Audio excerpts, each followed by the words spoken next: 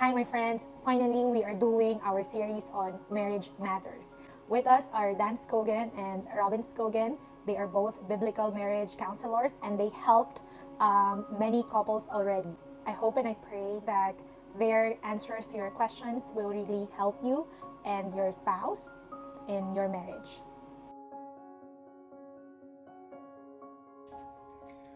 Well, you've got a couple definitions of marriage. You have the governmental definition of what a marriage is. Here in America, you have to get a marriage license, you have to go in front of someone who is qualified to marry you, and then you can be married. In the Bible, marriage, it is the union of one man and one woman, vowing before God that they would love, honor, cherish until death do their parts.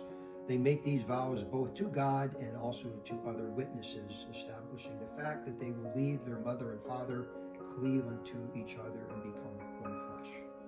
So that would be a very short answer to what is marriage.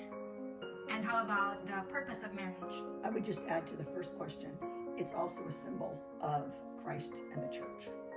So the church is the bride of Christ. Excellent, very good. So we are to love each other like Christ loves the church. It's a sacrificial love. Excellent, yep, very good. The purpose of marriage. Well, again, that is stated there in Garden of Eden. God said it was not good for man to be left alone, that he would make a helper corresponding to him.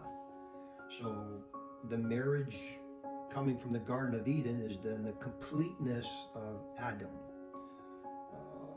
The purpose of marriage, we can also see within the role of the husband, is to be the protector of the wife, to be the provider for the wife, to be the lover of the wife, and to lead and guide his wife as Christ leads and guides the church.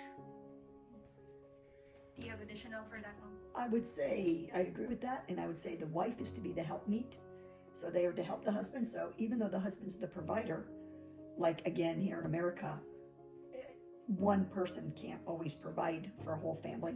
So the wife would work with joy that she could help, and they work together with things that might both work. We both work outside the home.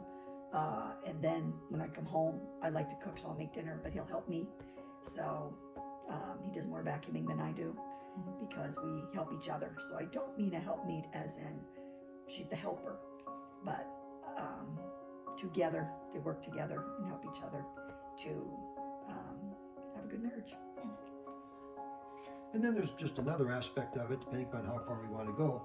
But Paul said that in regarding the sexual desire that God created man and women with, he said it'd be better to marry than to burn.